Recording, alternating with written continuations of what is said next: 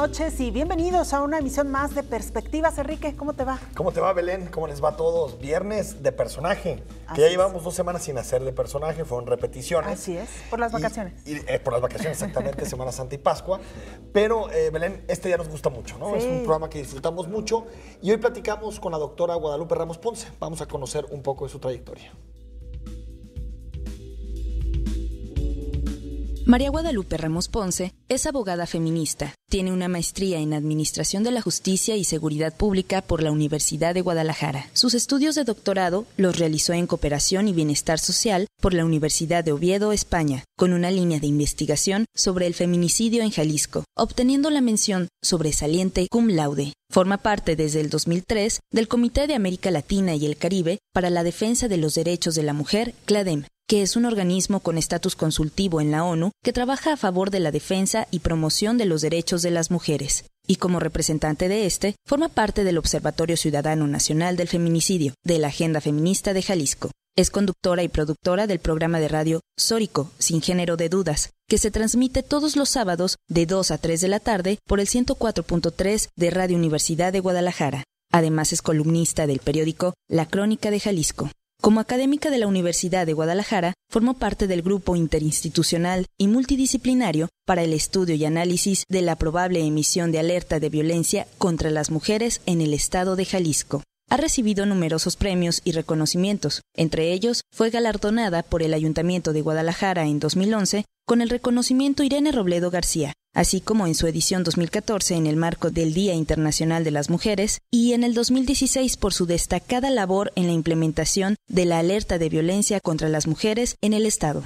Esta noche, en Viernes de Personaje de Perspectivas, nos acompaña Guadalupe Ramos Ponce. Doctora, muy buenas noches, gracias por estar aquí. No, al contrario, es un gusto estar con Muchas ustedes. Gracias, bienvenida. Doctora, si te parece, vamos iniciando un poco con temas de coyuntura antes de entrar, digamos, a otros asuntos, pero sin duda alguna, una de las notas importantes de los últimos días fue esta denuncia que reforzó CLADEM aquí en el estado de Jalisco, en donde se observaban escenas verdaderamente violentas en contra de una mujer, en contra de un hombre también, hay que decirlo, en un video musical llamado Fuiste Mía y que interpreta el cantante Gerardo Ortiz. Hay que decir que CLADEM pues impulsó fuertemente esta denuncia en contra de este video. Cuéntale, por favor, un poquito al auditorio cómo se enteran ustedes y en qué va este asunto. Bueno, recordar un poco que este es uno de los muchos videos y materiales con contenido machista que están ahí presentes en la cotidianidad, ¿no? En las telenovelas, en los comerciales, en los anuncios, en los videojuegos, no se diga. Sin embargo, este video es como la punta del iceberg, ¿no? Es lo que desencadena pues, una indignación social bastante importante por varias razones, ¿no? Este se publica en las redes, en YouTube, en el canal de YouTube en enero de este año. Cuando, bueno, primero yo no acostumbro ver ese tipo de videos ni escuchar ese tipo de música. Yo, por ejemplo, yo no me había percatado de eso, a pesar de que estaba desde enero, ¿no? Es hasta de manera muy reciente, pocas semanas, si acaso un mes, es que nos dimos cuenta, y nos dimos cuenta porque otras redes feministas en el país lo habían denunciado como un video machista, con un contenido altamente violento, ¿no? Y ese lo vemos entonces, pero lo vimos apenas estas poquitas semanas y no nos habíamos dado cuenta que en el video mismo participan patrullas de la policía de Zapopan. Fueron compañeras del CLADEM nacional que nos hicieron notar esto, ¿no? Del CLADEM en el Distrito Federal, quienes se comunicaron con nosotras para decirnos, oigan, ya vieron con atención el video, porque ellas fueron las que notaron esto, nos dijeron, aparecen ahí estas patrullas y creo que como CLADEM debemos de pedir una información de manera institucional al Ayuntamiento de Zapopan para que informe, porque además es un ayuntamiento, es un municipio que se encuentra en alerta de violencia contra las mujeres y tiene que dar muchas explicaciones del por qué participan además en un video que promociona la violencia contra las mujeres, específicamente el feminicidio. Así es como presentamos esta solicitud, este escrito, en donde le manifestamos al presidente municipal, pues primero nuestra indignación ante un video como de esta naturaleza, pero sobre todo nuestra sorpresa de que aparecieran ahí estas patrullas y estos elementos que no sabíamos si efectivamente eran del municipio o no. Entonces le hacíamos una serie de cuestionamientos, ¿no? Primero, que nos informara si efectivamente eran patrullas y elementos del municipio, Y si no lo eran, pues que iniciaran las investigaciones necesarias porque se estaba utilizando de manera dolosa, así es, el nombre del municipio y de la corporación policíaca. Y en caso de que si fueran del municipio, pues evidentemente era la utilización de recursos públicos en un video que hacía promoción de la violencia y eso lo hacía todavía mucho más grave, ¿no? Y entonces en la denuncia no hay nada en contra del cantante en sí, sino más bien contra las administraciones. Esa petición concretamente fue en contra de la administración en Zapopan para que diera cuenta de esa información. Lo que sí nosotras hacemos notar también en ese documento es que es un video que hace apología de la violencia, ¿no? Que hace apología del delito. Y eso es un delito. Y en todo caso es a ellos, ya como autoridades, a quienes les corresponde pues iniciar las acciones correspondientes, que creo ya las iniciaron, pero habrá que ver cuáles, porque hasta donde yo tengo entendido, solamente han iniciado investigaciones en relación a los elementos policíacos y a la utilización de recursos públicos o no en ese video. Y habrá que ver, claro, eso, ¿no? Así es, pero habrá que ver en relación con el video mismo, con el contenido, con todo y con la apología que hace del delito, qué acciones tendrán que tomar las autoridades, porque evidentemente hay apología del delito, ese es un delito y tendrán que realizar acciones. Ahora, ¿no? doctora, el debate aquí está más en el sentido de, por supuesto que hace apología del delito, pero ¿cuántos videos no lo hacen? ¿Y cuántas series? ¿Y cuántas películas? Claro. Es decir, al final son ficciones, ¿no? de la realidad. A lo que me refiero es, ¿dónde trazamos esa línea entre lo que el Estado debe censurar y lo que en realidad debería censurar la misma sociedad?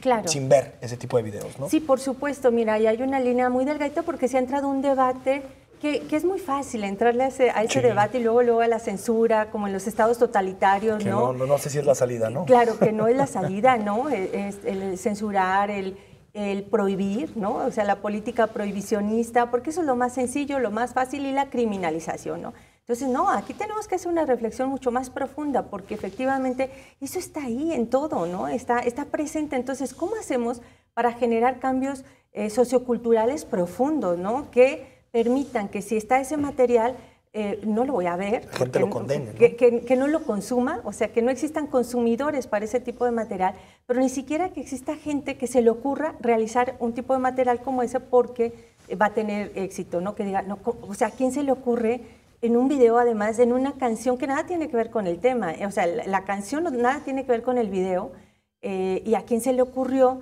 que para acompañar esa canción y esa música y esa letra, que es romántica y de despedida y de ruptura, había que acompañarla con muerte, con asesinato, con infidelidad, con feminicidio, claro, ¿no? O sea, ese es el punto, ¿no? Y luego la otra parte, cuando escuchamos las declaraciones de este cantante, en donde minimiza y justo dice lo que tú mencionaste hace un momento, o sea, pues es que en todos lados está, entonces es una decisión de cada quien ver si lo toma o no. No, es mucho más profundo que eso, ¿no? Yo creo que justo estamos en el momento de hacer un debate muy amplio y un análisis muy amplio de cómo hemos permitido que se genere esta violencia a través de ese tipo de contenido, ¿no? Claro. Y que si estos promueven violencia, hay que pararlos, no debemos de permitirlos. Y si quieres, si ahorita alcanzamos a hacerlo, me gustaría hacer como un análisis más profundo del video en sí mismo para que la gente entienda un poco por qué ese es tan diferente a otros, ¿no? Cuando hay muchos que en sí mismos son violentos. ¿Cuáles ¿no? serían, digamos, los elementos, doctora, que ustedes notan como diferentes? Sí, mira, primero, lo que decíamos hace apología de los delitos, tanto del homicidio como del feminicidio, pero ¿cuál es la diferencia? Justo nos permite hacer una distinción entre lo que es un homicidio y lo que es el feminicidio, ¿no? Hay toda una serie de componentes machistas en el video en sí mismo, ¿no? A él, al tipo, al amante, le da un trato de macho, ¿no? De hombre a hombre, en donde lo ejecuta de un tiro en la frente, ¿no?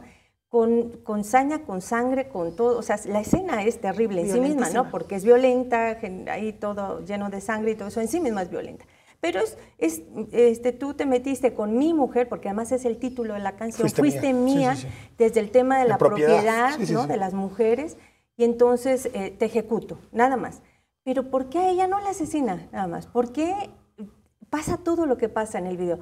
Eso es el feminicidio justamente, como un poco, ¿no? La tortura que hay antes de su asesinato. La tortura, la apropiación del cuerpo y de la mente de ella ella, el estereotipo que hay de esta joven en ese video es el estereotipo femenino, ¿no? De la pasividad, de la inacción. Es una mujer que desde el primer momento suplica, que es lo único que se le alcanza a ver que dice, ¿no? Sí. Que pide perdón, o es decir, asume la culpa, la responsabilidad, está humillada, así es, y se somete completamente. No hay ninguna acción de rebeldía, de acción de escapar, de nada. Ella queda, lo único que hace es hablar a la policía, que por cierto siempre llega tarde, ¿no? Hasta en el video. Hasta en el video, sí. Ahora, doctora, entiendo eso y creo que el video es abominable, lo platicamos Belén y yo aquí. Creo que todos los mensajes que hay en el video son totalmente Pero reprobables. La escena final, ¿no? O sea, yo quiero terminar con el análisis de todo eso, porque justo termina con esta tortura de ella y la mete en la cajuela, la encajuela y la quema viva, ¿no? Y luego la escena de él cuando se retira riéndose, burlándose, ¿no?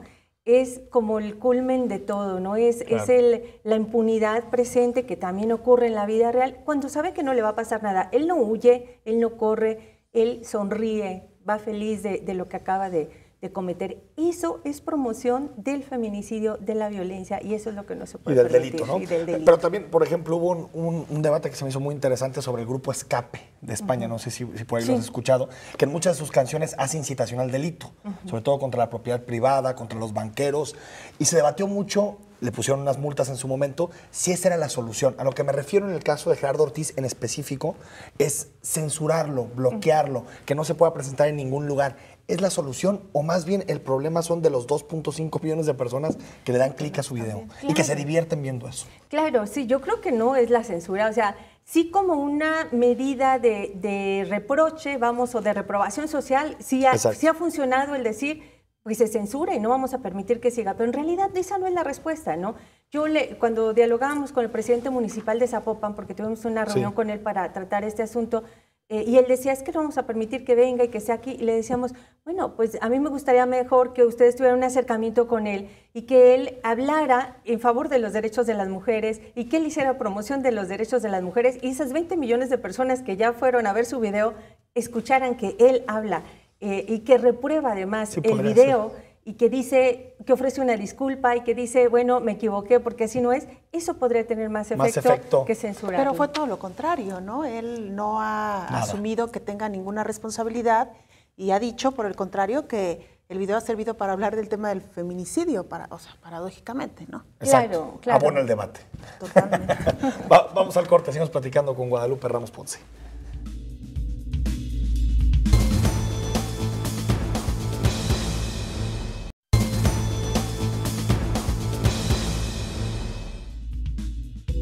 Estamos de regreso conversando esta noche con la doctora Guadalupe Ramos Ponce. Y bueno, podríamos platicar mucho más del tema de fuistemia, que fue el tema definitivamente de la Semana Pascua.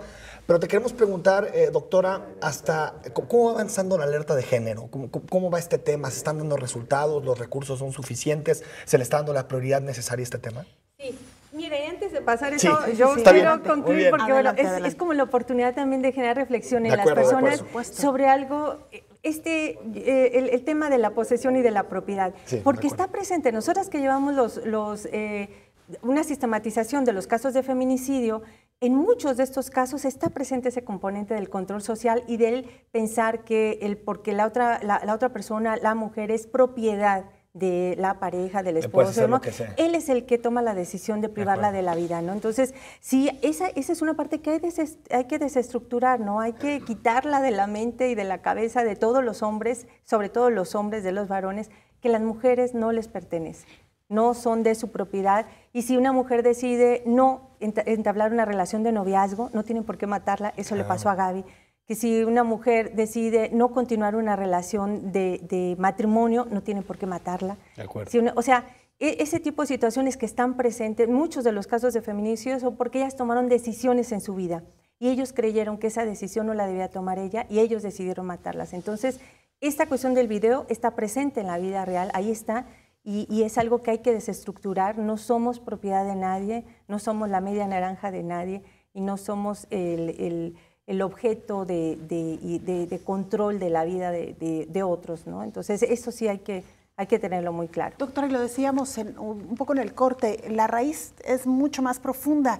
El trabajo que se tiene que hacer desde la familia, desde cómo educas a tus hijos, precisamente con esta manera de ver la vida, ¿no? Es en la familia, sí, ciertamente, pero también es todo este entorno social, ¿no? Porque las telenovelas, bueno, ¿no? Las telenovelas, los propios comerciales, ¿no? En donde siguen apareciendo las mujeres en las actividades domésticas, en el cuidado, en la atención de los hijos, de las hijas, en el lavado y el planchado y demás, y los hombres aparecen, son los médicos, son los profesionistas, son los ejecutivos. O sea, todo eso es algo que tenemos que desestructurar de la sociedad, porque ahí están las simientes de la violencia, ¿no? Entonces sí, las raíces son mucho más profundas. ¿No? ¿Qué tan lejano estamos de eso, doctora? Es decir, porque cuando hablamos del proceso educativo, pedagógico, de entender el rol de la mujer, lo que significa la mujer en una sociedad, su libertad, su independencia, pues parece como que es una tarea titánica de décadas, ¿no? Y tampoco podemos esperar ese tiempo. Feminicidios hay, violencia hay. ¿No será que también la beta esta del combate a la impunidad es también fundamental? Sí, por supuesto, tiene que ser en varias vertientes y sobre todo acotar la brecha de la igualdad, porque si la vemos de manera sectorial o separada cada una de las problemáticas, pues nunca vamos a avanzar, ¿no? Claro. Entonces, la simiente de la violencia, el feminicidio y demás, tiene sus raíces en este tema de la desigualdad, mientras que las mujeres estemos sin las mismas posibilidades de acceso a la educación, al ejercicio del poder, ¿no? Al dinero, a los recursos, bueno, vamos a estar ahí en las situaciones de riesgo y de vulnerabilidad, ¿no? Había quedado en el tintero el tema de la alerta. ¿Cómo vamos? Sí, exactamente. Bueno, recordar un poco, estamos ya cumpliendo, hoy exactamente 8 de abril, se cumplen 2 meses exactamente de la implementación de la alerta de violencia contra las mujeres en el Estado. Primero decir qué es lo importante de la alerta y luego cómo es que estamos ahorita y qué es lo que hace falta, ¿no? Lo importante es, primero, que se hace un reconocimiento público, institucional, gubernamental, por primera vez, desde hace muchos años que desde la sociedad civil lo habíamos estado demandando, de la existencia de un problema, ¿no? Entonces, por primera vez sale el gobernador a decir, sí, tenemos un problema grave de feminicidio, no solamente grave, sino más sistemático, ¿sí? Que eso es lo que permite que se active la alerta de violencia contra las mujeres, ¿no? Entonces, eso es lo que se tiene que hacer ante un problema, ¿no? Un alcohólico, un adicto, ¿cómo va a resolver su problemática si no hace un reconocimiento de que lo tiene el problema? Entonces, en Jalisco por lo menos se hace este reconocimiento y a partir de se generan, o se hace una serie de propuestas de este grupo interinstitucional que elabora el informe, que hay que decirlo, es un informe, no es un diagnóstico, o sea, un diagnóstico justo lo que tienen que hacer en los municipios para, a partir de eso, generar muchas más acciones.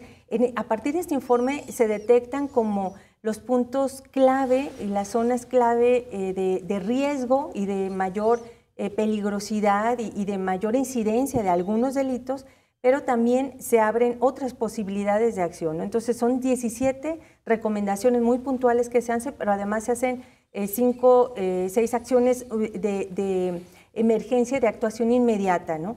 Esas se supone que tendrán que haberse echado a andar desde el primer día, ¿no? Que son las inmediatas y precisamente ante una alerta de violencia, pues ¿qué tienes que hacer? Primero, dar a conocer que estás en alerta, ¿no? De violencia y qué significa esta.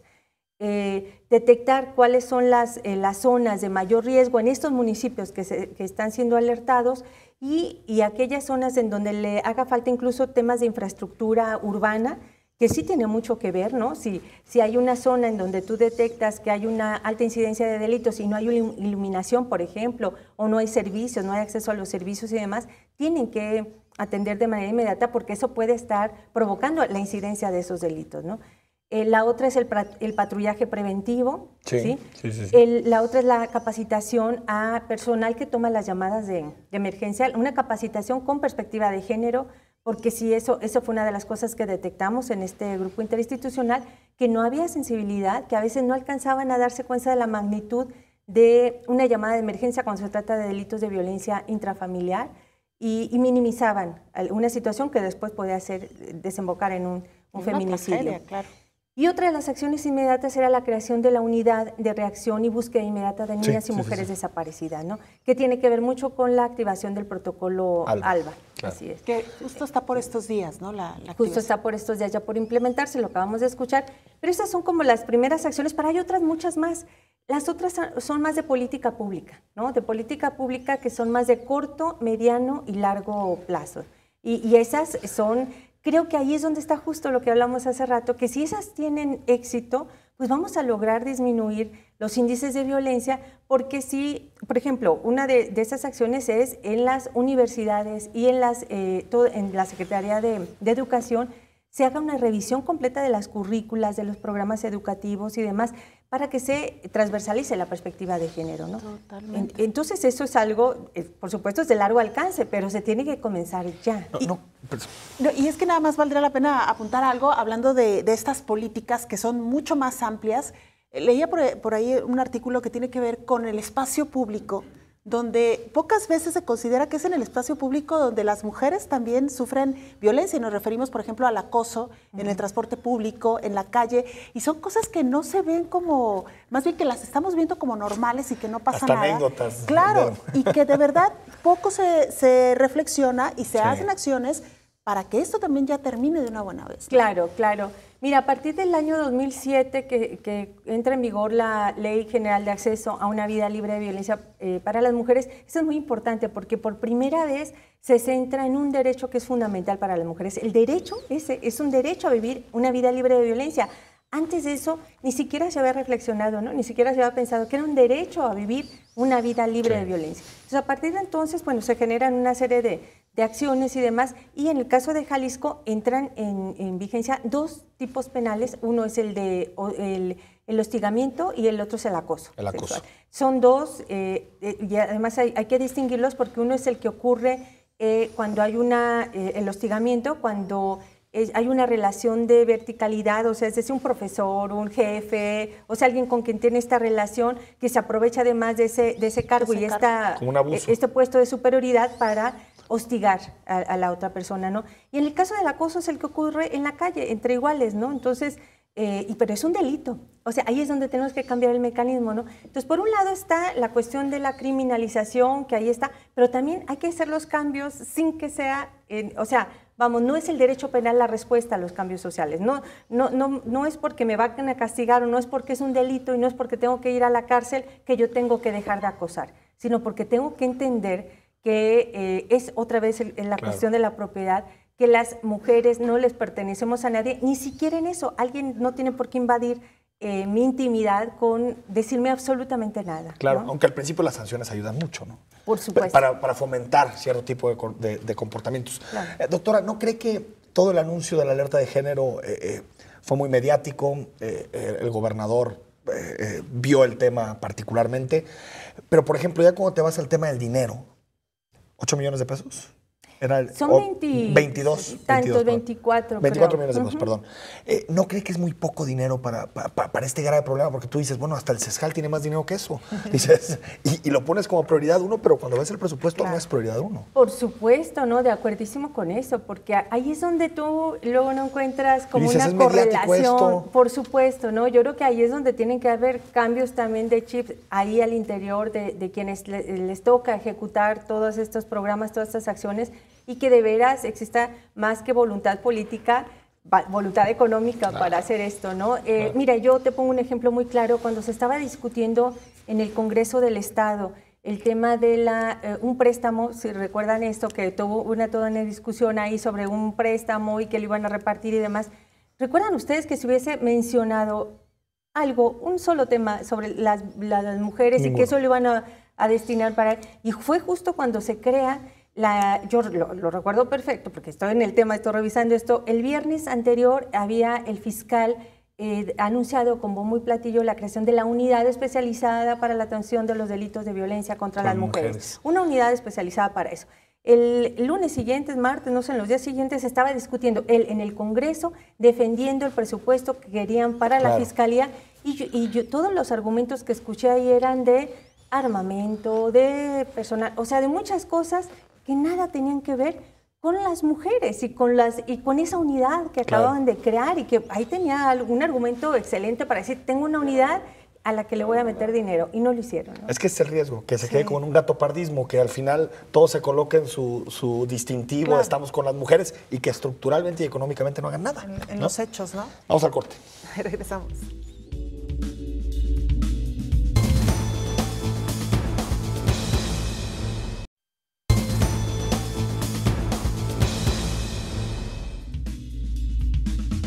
Estamos de regreso esta noche en Perspectivas, dialogando con la doctora Guadalupe Ramos, activista, feminista. Lupita, así te defines tú. Sí, yo me defino, por supuesto, como feminista. Siempre cuando tengo oportunidad de presentarme en algún espacio, en algún lugar, que doy conferencias y demás, yo me presento así como abogada feminista. Esto luego llama mucho la atención y siempre al final hay alguien que se acerca y me dice, ¿y por qué abogada feminista? ¿Eso tiene algo que ver? Y sí, me da la oportunidad de hacer la reflexión sobre por qué ser feminista. ¿Por qué en México de pronto utilizar feminista para algunos sectores tiene una connotación negativa? O sea, defender tu género, defender los derechos. Claro, justo por eso es que yo lo asumo abiertamente, porque me da esta oportunidad, ¿no?, de hacer una reivindicación del feminismo y de hacer una reflexión de que el feminismo ha sido denostado, ¿no? El asumirte como feminista, inmediatamente creen que odias a los hombres, que estás inconforme con el mundo, que eres una amargada, exactamente. No, por el contrario, ¿no? El feminismo es una postura política, definitivamente, ¿no? Y cuando yo digo soy feminista es porque estoy asumiendo esta postura de decir, yo hago una reflexión del mundo desde el feminismo, en donde yo veo, por supuesto, las diferencias en las que hemos estado mujeres y hombres, y por supuesto que las mujeres hemos estado en desventaja, ¿no? Lupita, antes de entrar a ver algunas fotografías que amablemente nos has compartido y que vas a compartir con el auditorio, sí me gustaría que nos contaras un poquito cómo inicias en el activismo. ¿Desde qué edad? ¿Cuándo empiezas a tener conciencia de que hay que trabajar por ese terreno? Bueno, yo creo que desde siempre, o sea, esto fue algo que siempre tuve como una conciencia social muy clara, ¿no? Y esto viene como desde familia. En mi casa había toda una reflexión desde siempre de las problemáticas sociales, ¿no? Yo soy de las más chicas en mi casa, entonces mis hermanas, yo iba a marchas con mis hermanas y escuchaba música de protesta, y eso era lo cotidiano en mi casa, ¿no? Entonces, esa reflexión es con la que yo crecí. A mí me tocó estudiar en la preparatoria en la época de los chilenos en la Universidad de Guadalajara, ¿no? Entonces, claro, la formación, formación que yo tuve de esa época fue marxista-leninista, ¿no? Y mis lecturas eran esas, ¿no? Entonces, yo era muy de izquierda, muy con un pensamiento de Pero nada cerca del feminismo, ¿no? No, en ese momento no, claro, no. Eran bastante machitos. Sí, por supuesto, los machos los vamos a encontrar en izquierda y en derecha, pero son peores los de izquierda, eso sí hay que decirlo, porque se esconde precisamente en ese aparentemente la apertura y lo progresistas que son, y son peores, ¿no? Entonces sí, eso es digno de analizar también. Claro. Guadalupe, una pregunta que se me quedó del segmento anterior, pero que me gustaría preguntarte porque no se habla mucho. ¿Qué pasa con la realidad, por ejemplo, de las mujeres que abortan? Que deciden sobre su cuerpo. En Jalisco sabemos cómo está el Código Penal, los problemas que hay, esta falta de derecho que tienen las mujeres a decidir sobre su cuerpo. ¿Tenemos información sobre el tema? Porque yo leía hace poco un reportaje sobre Guanajuato en específico, que hay muchas mujeres pasando penas. ¿Qué sucede aquí en Jalisco en este tema? Sí, mira, en el caso de Jalisco hubo una regresión terrible en los años panistas, ¿no? O sea, por supuesto que significó un atraso significativo considerable para Jalisco. Sin embargo, a partir de la alerta, y esto es algo que poco se ha hablado de la alerta, que a mí me parece que es un avance muy importante que se da en este informe final, y además en el accionar del gobernador, y hay que reconocérselo, es la creación de un programa estatal de interrupción legal del embarazo.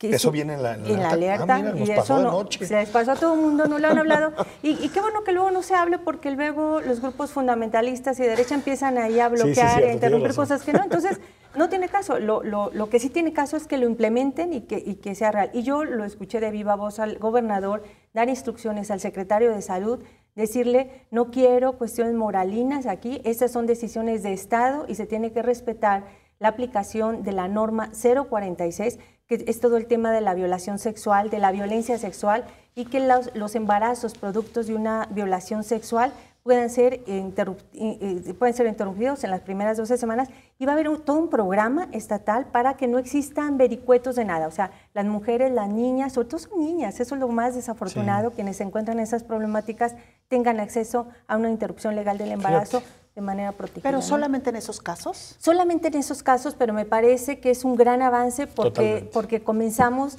a establecer protocolos de actuación para algo que ya se establece en la ley. O sea, esas excepciones ya están en la ley, ya están en el Código Penal, y yo creo que es un buen avance para, en un futuro, por supuesto, lograr que sí, para todas exista la interrupción legal del embarazo, como en el caso del Distrito Federal.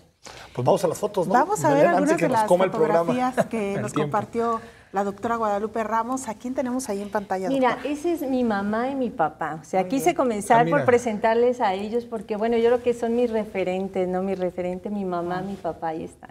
Muy Ah, mira, muy jovencitos. bien, Sí, ¿de aquí de Guadalajara? ¿O Son de aquí de Guadalajara. Galantes. Somos de aquí, sí. Sí, muy Guapa bien. y guapo, claro. Guapo y guapo. Tenemos por ahí algunas otras si nos apoyan. Mira, esa soy yo, muy chiquita con mis hermanos menores y bueno, me encantaba leerles cuentos, ¿no? Ah, qué Entonces me padre. encontré Wow. esa fotografía por ahí y bueno. ¿En tu ahí casa? está, en mi casa, sí, ahí estamos. Tenemos otra fotografía, pasamos a la siguiente. Esa soy yo, muy jovencita. chiquita, de 15 Órale. años, Ah, sí. mira. Mira, son poquitas fotos, casi creo que esas son las únicas que tengo de esa época porque tengo un hermano piromaníaco que quemó todo, entonces... Órale.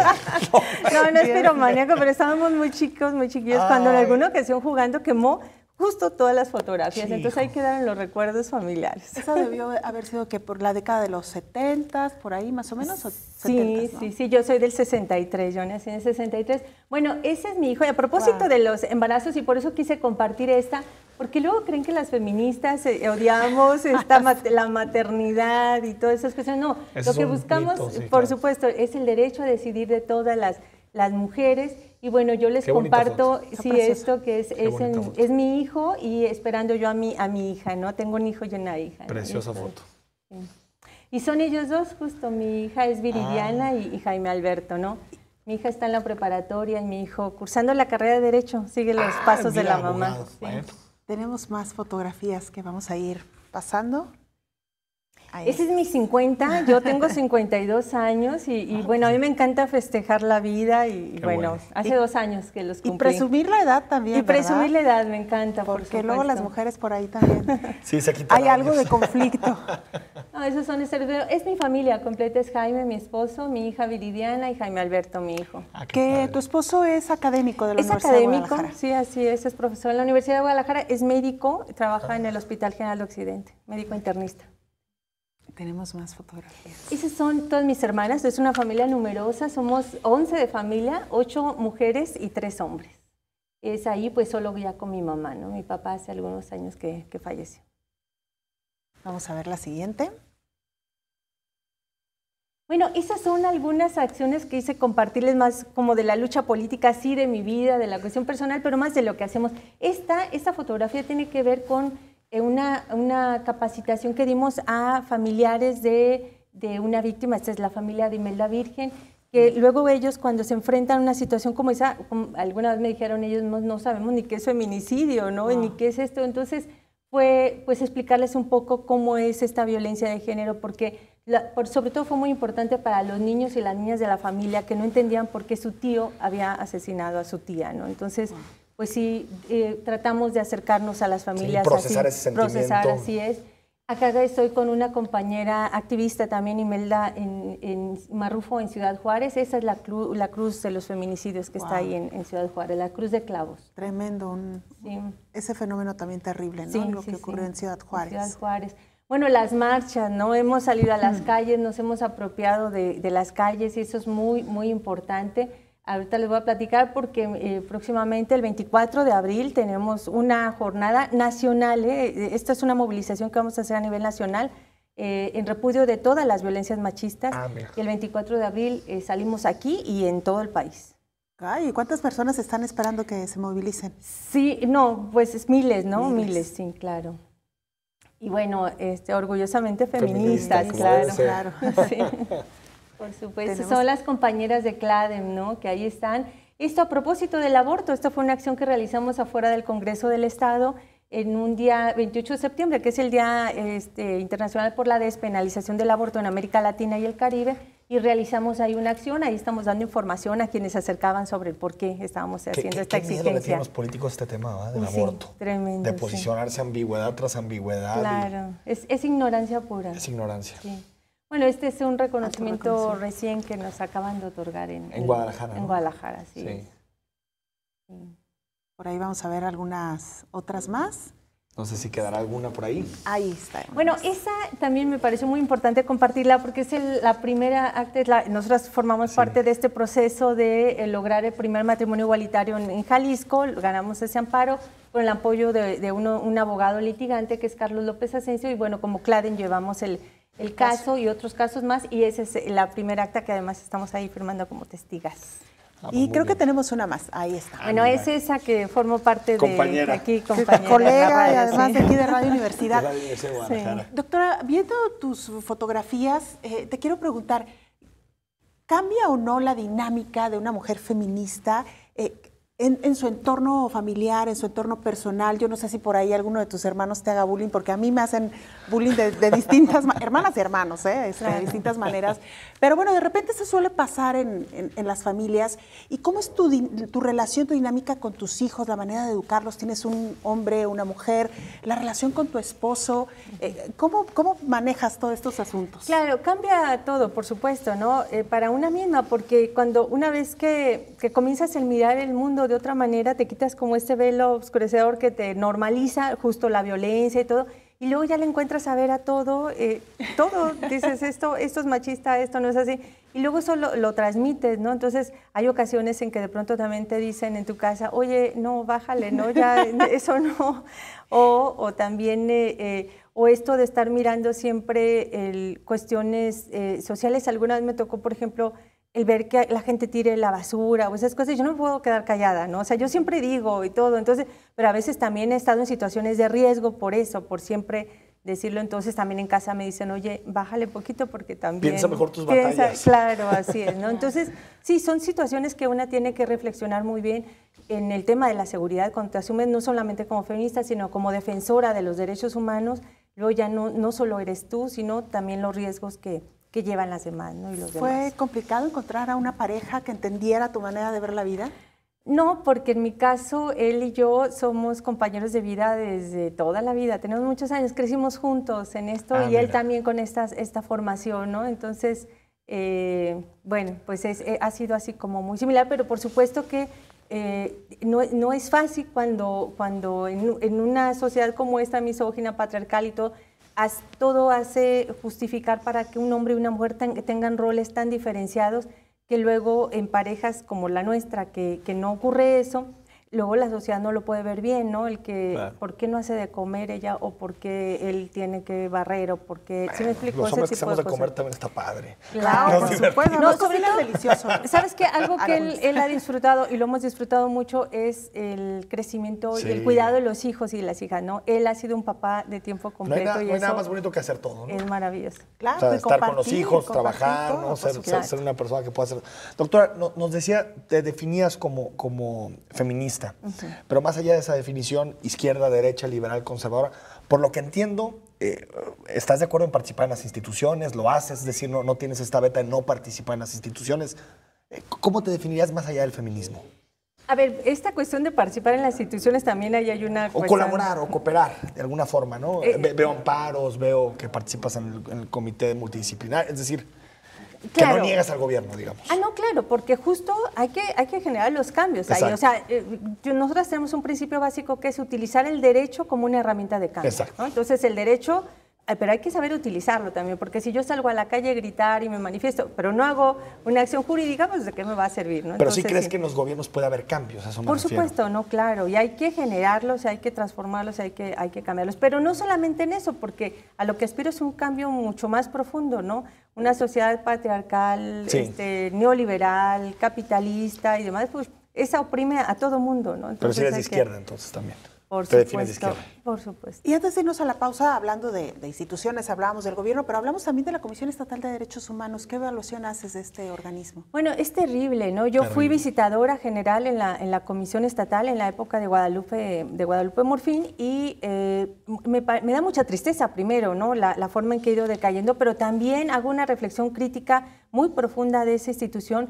Me parece terrible y en algún momento tendrá que ser llevado a cuentas quien está fungiendo ahí como presidente, porque si justo ahorita tenemos una problemática grave de violaciones a los derechos humanos en el Estado, es por él, es por su inacción, es por ese papel que ha desempeñado de vacío, y de no representación de los derechos humanos en el Estado y tendrá en algún momento que rendir cuentas, ¿no? Ahorita regresamos con ese tema, si te parece. Vamos a la pausa. Volvemos.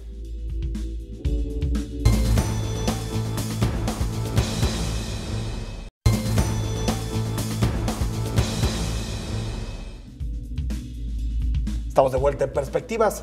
Doctora, nos queda un bloquecito, se nos fue prácticamente el programa. Estamos platicando de la Comisión Estatal de Derechos Humanos de Jalisco. Hacías una denuncia directa de lo que ha hecho este señor, Álvarez de Cibrián.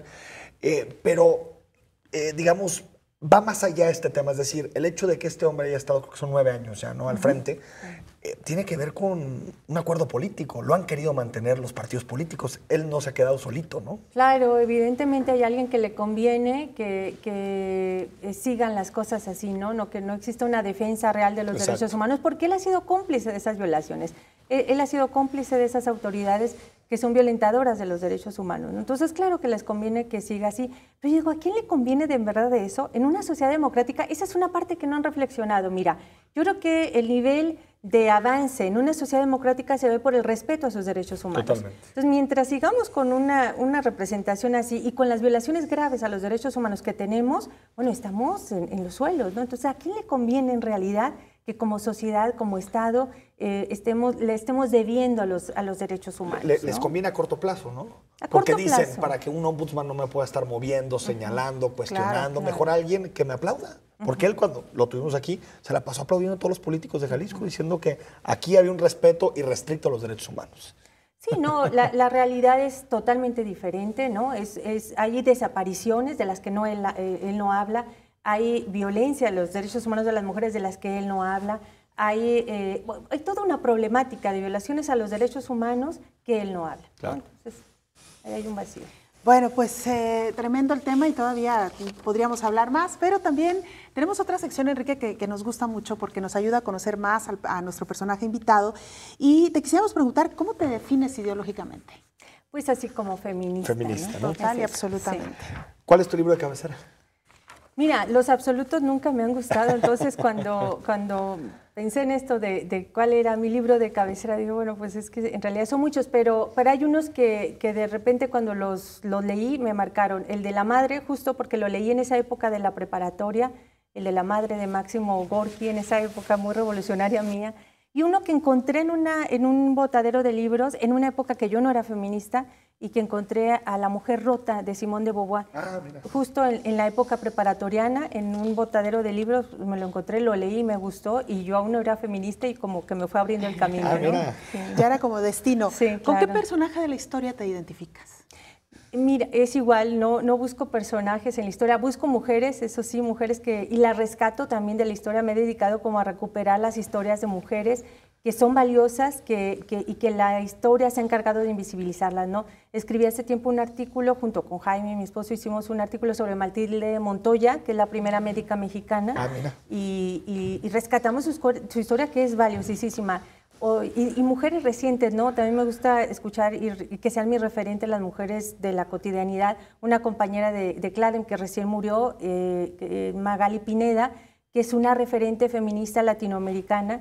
Y bueno, ella es una de las que yo diría, ella sería mi referente, ¿no? Como no te gustan los absolutos, ¿qué películas te han causado algún cambio en tu perspectiva de vida? Pues son varias también, pero creo que me quedaría ahí con Thelma y Luis. Esa es una que la primera vez que yo la vi, la he visto varias veces, pero la primera vez me impactó el ver a dos mujeres protagonistas y cambiando su propia historia, ¿no? Y con esta hermandad, ¿no? Y esta claro, solidaridad tan fuerte. hasta el final, ¿no? Totalmente. O sea, la muerte en ella, sí, a mí me fascinó eso. ¿Algún director de cine favorito? Igual también son varios o varias, ¿no? Pero hay uno que yo también me remito mucho como en esta época juvenil en la preparatoria que fui como abrevando de muchas, y uno fue Alfred Hitchcock, ¿no? Que ese me aventé todas las películas, todas las vi. Me acuerdo que había un ciclo de cine en el Cabañas de Hitchcock, que la fui a ver todas, ¿no? Todas. Y las escenas de suspenso y las escenas de él, que las sigo viendo en las películas recientes, son las mismas que él con mucha maestría las dejó ahí plasmadas, ¿no? ¿Qué música escuchas? Escucho un poco de toda, pero me gusta mucho la música en español, las baladas. Pero ya quedamos que la banda no, ¿no? La banda no, por supuesto. Sí la escucho porque precisamente para identificar toda la... Algunos rasgos. Sí, claro. ¿Algún deporte? Camino, solo camino, caminar. Me encanta. ¿Fútbol? Los Leones Negros. Los Leones Negros de la ¿Te gusta el fútbol? Uy, sí, a mí mira. eso me ha gustado desde siempre. Lo van a pasar con gusto, creo que el primer León Negro que nos toca, ¿no? Creo que sí, porque hasta ahora todos del Guadalajara y por ahí algún atlista, ¿no? Alberto Cárdenas, por ejemplo, es un atlista. ¿Algún gusto culposo? Viajar, me gusta mucho viajar, hemos viajado mucho y para mí es un placer. Claro. ¿Tiempos libres qué haces? Yo disfruto mucho a mi mamá, es eso, yo aún tengo la fortuna de estar con ella, de que viva y de que esté todavía con nosotras, y entonces si cualquier tiempo libre que yo tengo es ella la que más bien yo lo aprovecho, no la aprovecho a ella y quiero estar con ella, ¿no? Es eso. ¿Te consideras geek de algo? Como muy apasionada. Sí, pues la tecnología, sí, a mí me gusta mucho. Como buen geek. Sí, sí, me gusta mucho de, pues todo, ¿no? Las nuevas aplicaciones, las nuevas apps, ahí estoy, ¿no? Me gusta, las aprovecho, me parece que le facilitan la vida a las personas, pero también hago una reflexión muy crítica de todo lo que generan en una sociedad actual, ¿no? Pero por eso trato de ser muy cuidadosa también, de equilibrar, sí, por supuesto. Doctora, nos quedan pocos minutos ya para terminar el programa, pero preguntarle por todo este debate que ha habido sobre la equidad de género en materia electoral, en las posiciones, en los diputados, en las candidaturas. ¿Lo ha visto como un avance? ¿Cree que ha habido retrocesos en esa materia? ¿Se ha manejado de forma correcta? Bueno, aquí se lo debemos a las mujeres, es sí. A la lucha de las mujeres el que se logró y se alcanzó la paridad, ¿no? La paridad constitucional. Mira, es la única manera que se podía lograr algo, que existiera un mandato constitucional, si no, jamás de buena voluntad lo iban a hacer, ¿no? Entonces, ha habido avances, sí, significativos, pero ha sido por toda esa gran lucha que han dado las mujeres a través de la historia, no solamente por el sufragio, sino por todo lo que implica la participación política de las mujeres. Y ahora dimos otro avance más en el tema de la violencia política, que de eso casi nunca se habla. A ver, platícanos, violencia política. Sí, bueno, todo lo que las mujeres que han decidido entrarle al ejercicio de la política tienen que vivir, y no solamente las mujeres en el ejercicio de la política. Recientemente hay una resolución de una magistrada, imagínate, en el Poder Judicial, que vivía violencia política de sus compañeros magistrados y que le obstaculizaban su trabajo para demeritarlo, ¿no? Entonces, ¿por qué? Por ser mujer. Por ser mujer. Por ser mujer. Entonces, ahí hay violencia política y habrá que ver cualquier mujer que ejerza un cargo, cualquiera que sea, que tenga decisiones, y si tiene obstáculos y represalias de sus congéneres, sobre todo los varones, habría que revisar si esa es violencia política o no. ¿Y qué, digamos, hasta qué punto, cómo analizarías este tipo de argumentos que se suelen dar en contra de la paridad de género, de la paridad de candidaturas? Por ejemplo, vamos premiando más el mérito que cuotas, todo este tipo de debate, ¿cómo lo calificarías? No, es absurdo y claro que va a estar presente. ¿A quién va a aceptar que le quiten sus privilegios? Este ha sido un mundo de varones, claro. El mundo político ha sido un mundo de los hombres. Ellos han sido los que han ejercido los cargos públicos, han sido los que siguen estando ahí. ¿Quién tan fácil va a decir sí, que vengan las mujeres y que gobiernen? No, entonces lo más fácil es desacreditar, deslegitimar, van a llegar puras novias. Hablar de eso justo, de militando de si es porque tenía la compañía de alguien, o era la mamá, la hija, el amante, si tiene capacidades o no. A un hombre, ¿cuándo se le ha cuestionado si tiene capacidad o no para llegar a tal cargo? Y a las mujeres es lo primerito que se les cuestiona, ¿no? Yo recuerdo hace tiempo un reportaje de un periódico local con las diputadas que en ese momento habían llegado, eran como 7, eran muy poquitas, y un reportaje que hizo de ellas, de qué traían en sus bolsas, ¿no? Sus bolsas de mano. Y ese fue el reportaje, ¿no? O sea, qué terrible además que... y ellas cayeron en el juego, ¿no? Porque efectivamente les mostraron su bolsa para ver qué traía cada una, qué lápiz labial y que no sé qué, y comparar lo que traían. Esa es una manera de demeritar a las mujeres en el ejercicio de la política, ¿no? Entonces, por supuesto que va a haber muchas maneras de desprestigiarlas, deslegitimarlas, desacreditarlas, pero la necesidad de que estemos ahí en el ejercicio del poder es vital. Guadalupe, te voy a hacer una pregunta un poco como abogada del diablo, porque sé que hay personas que lo han dicho. ¿Por qué y para qué quieren gobernar las mujeres? ¿Por qué y para qué gobiernan los hombres? O sea, justo es eso. ¿Por qué preguntar eso a las mujeres? O sea, ¿y por qué eso nunca se les ha cuestionado a los varones, ¿no? ¿Y por qué no? Claro. Y a mí se me hace interesante que, por ejemplo, cuando analizan casos de mujeres que han llegado hasta la cúspide en términos políticos, Cristina Fernández en Argentina, Michelle Bachelet, dicen se tienen que convertir en hombres para llegar a esos puestos, como diciendo, siendo mujeres, digamos, ejercitando perfectamente su género, no pueden llegar ahí. Claro, pero además hay muchas mujeres que efectivamente hacen toda una reproducción masculina del ejercicio del poder, incluso de las violencias, ¿no? Del ejercicio de esas violencias. Entonces, hay que hacer una revisión profunda de todo eso, pero no se debe de cuestionar de ninguna manera la llegada de una mujer a cualquier espacio público por ser mujer. Claro. ¿No? Antes de despedirnos, te quisiera preguntar, y porque lo he escuchado también en debates cuando se aborda el tema de las feministas, ¿hay feminismo radical? Hay muchos feminismos, sí, o sea, no es un solo feminismo, así como habemos muchas mujeres, hay diversidad de mujeres, eso es algo muy importante porque casi siempre se trata de encasillar con la mujer y a partir de la mujer generar toda una serie de estereotipos, igual con el feminismo, ¿no? El feminismo y una serie de estereotipos, no, hay muchos feminismos y dentro de esos feminismos, por supuesto, hay feminismos radicales, feminismos negros, feminismos lésbicos, feminismos, etcétera, ¿no? Pero algo hacen bien las feministas que molestan a tanta gente, ¿no? Digo, porque lo ves en Twitter o en Facebook y son feminazis y tantas cosas que se les dicen que seguro algo han hecho, ¿no? Claro, claro. O sea, molestar, eso sí lo hacemos. Exacto. Doctora, nos vamos, gracias. Mover ahí conciencias. Claro. Exacto. Muchísimas gracias, Guadalupe, por habernos acompañado. Un gusto platicar contigo. Un gusto, gracias, el gusto doctora. es para mí. Sí. Enrique, vámonos. Nos despedimos. Es viernes, inicio de fin de semana. Disfruta su fin de semana y nosotros nos vemos y nos escuchamos el próximo lunes en punto de las 9 de la noche.